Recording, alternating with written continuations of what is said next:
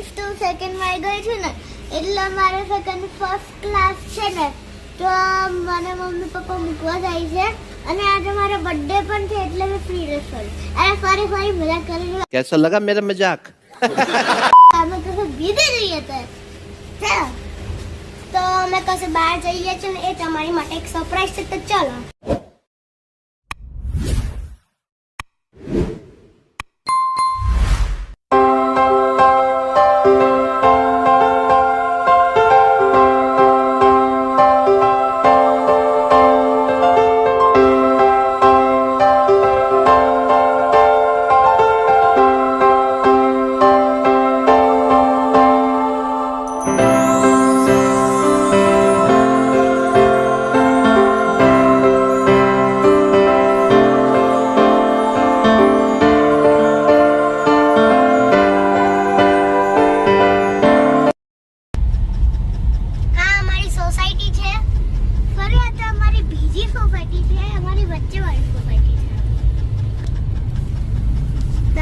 Society છે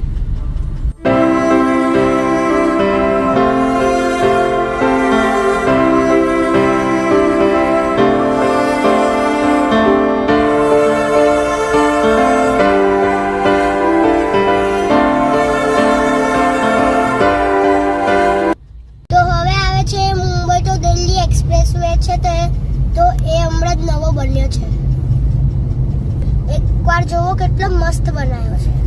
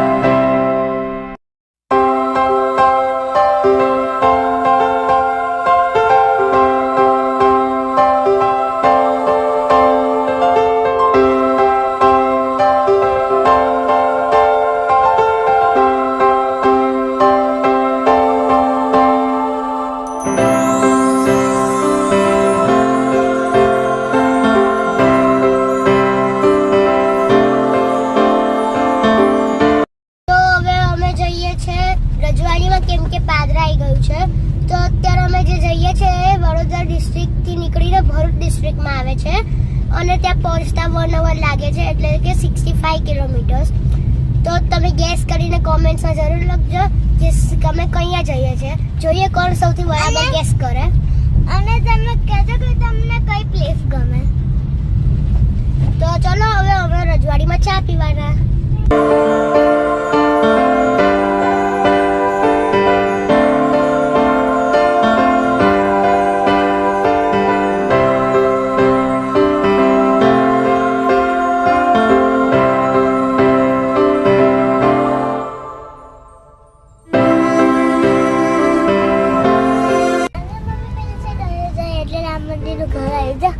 શું આવ્યું રામ મંદિરનું ઘર આવ્યું અયોધ્યા રામ મંદિરનું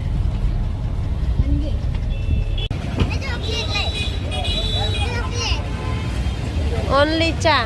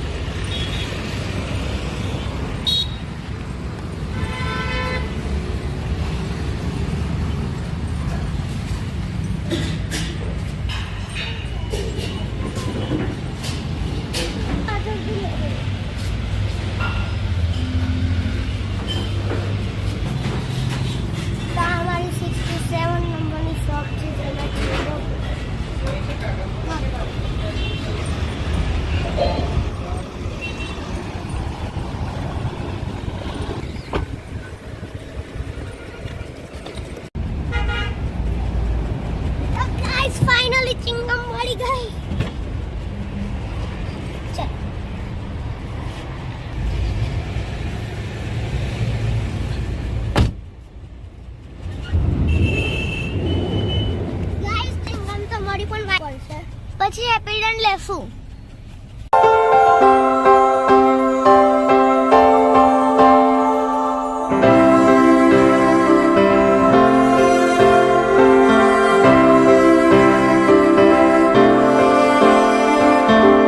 આવી ગયા છે દાંડી પર.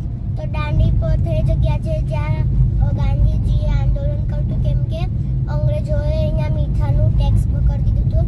તો ગાંધીજી તો મીઠું બહુ શું કહેવાય કોસ્ટલી થઈ ગયું હતું, એટલે ગાંધીજીએ આંદોલન કર્યું હતું અને એ આંદોલન દાંડી ગામથી ચાલુ થયું હતું, એટલે આ આંદોલનનું નામ દાંડી છે.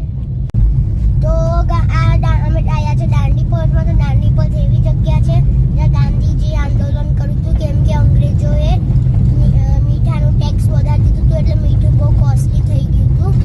તો એ આ રોડથી પસાર થયા હતા, એટલે આ રોડનું નામ દાંડી પહોંચ પડ્યું છે. ગાંધીજીએ આંદોલન કર્યું હતું ને એનું નામ હતું દાંડી. તો હવે અમે ભરૂચ જિલ્લામાં એન્ટર થઈ ગયા છે. તો કોઈને ખબર પડી કે અમે કયા જઈએ છીએ. તો એક કામ કરું, તમને એક હિન્ટ આપી દઉં કે એ પ્લેસ પર એક દરિયા કિનારો છે. એક બીજી હિન્ટ આપો કે દરિયા શિવજી છે દરિયા. अरे कहना क्या चाहते हो? તો માય કહેવા માંગે છે કે અમે જ્યાં જઈએ છીએ ત્યાં શિવજીનું મંદિર છે અને એકદમ પાણીની વચ્ચે છે. તો જલ્દી જલ્દી તમે કમેન્ટ કરો કે અમે કયા જઈએ. અને ન્યૂઝમાં આવ્યું હતું. તો ચલો મળીએ હવે આપણે જગ્યા ઉપર.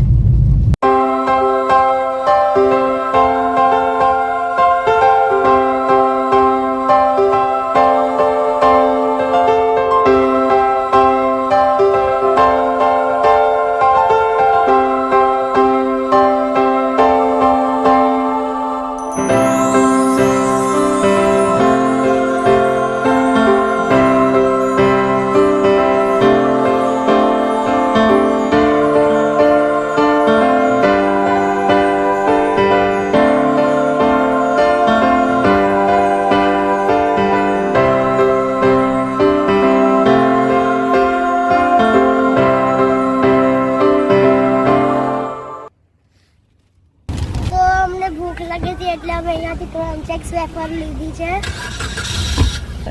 તો ત્યાં અમને સ્વીટ કોર્ન ખાવાનો છે.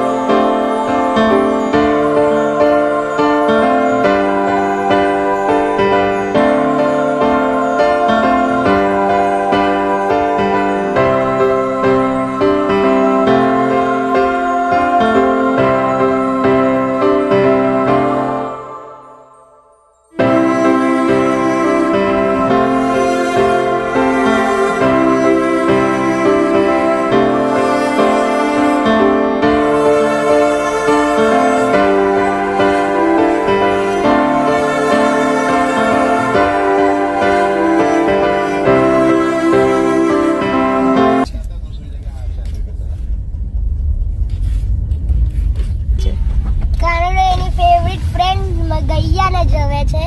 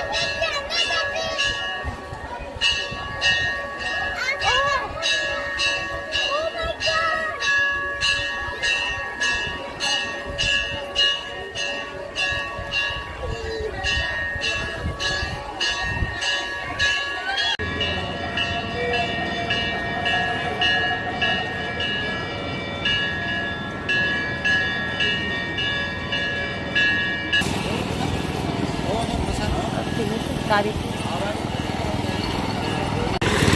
તો અહીંયા કાવીનો હલવો બહુ ફેમસ છે. જ્યાં જો તે કાવીના હલવાનો સ્ટોર છે, પણ ઓરિજિનલ કયો છે એ ખબર જ નથી પડતી.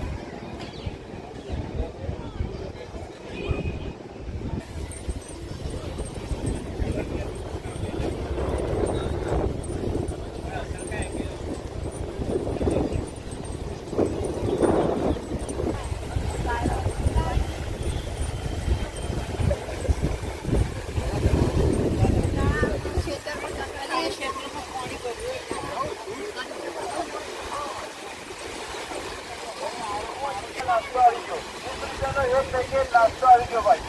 દરેક વેરાયટીમાં નાસ્તો આવી ગયો. નાસ્તો લઈ જાઓ ભાઈ. અલગ અલગ વેરાયટીમાં નાસ્તો આવ્યો.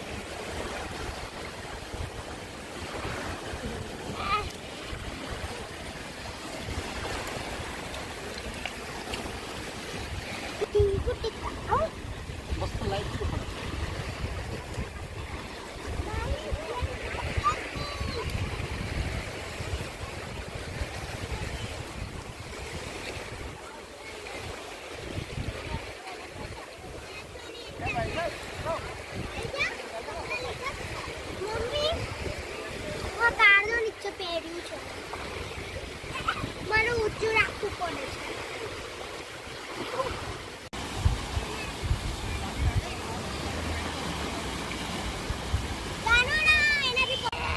મેં તો નીચે કેપરી પહેરીને આવી હતી.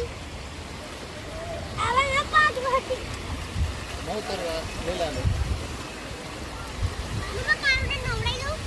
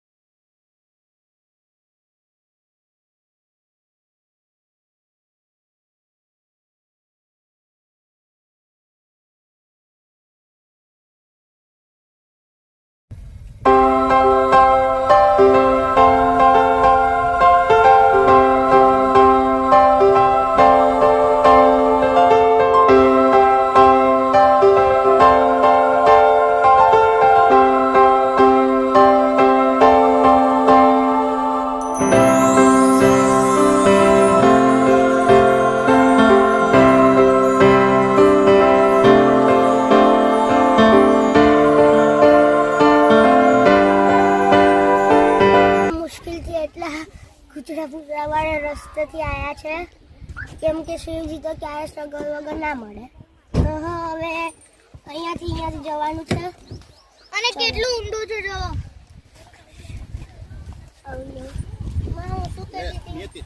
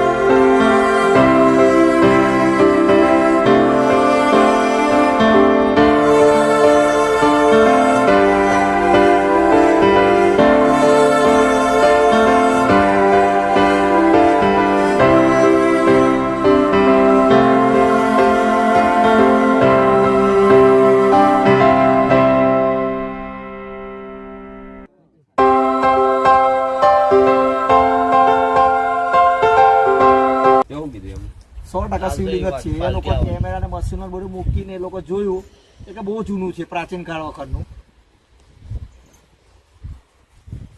સમુદ્રમાં અત્યારે જ મરી ગયું, બહુ સારું કહેવાય.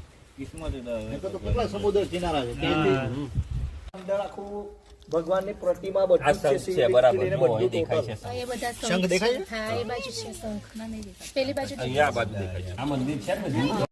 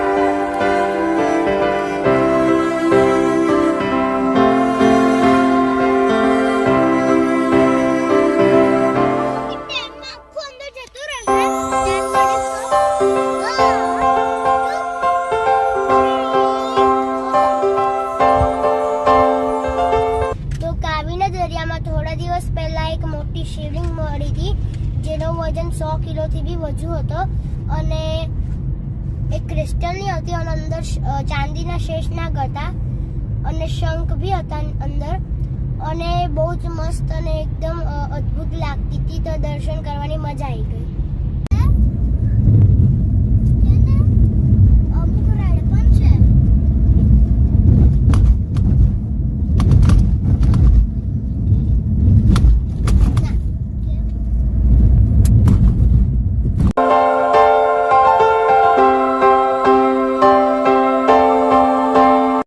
તો આ વ્લોગ હું અહીંયા જ એન્ડ કરું છું કેમ કે અમે ઘરે પહોંચવા આવી ગયા, બહુ અંધારું બી થઈ ગયું છે અને અમે થાકી બી ગયા છે.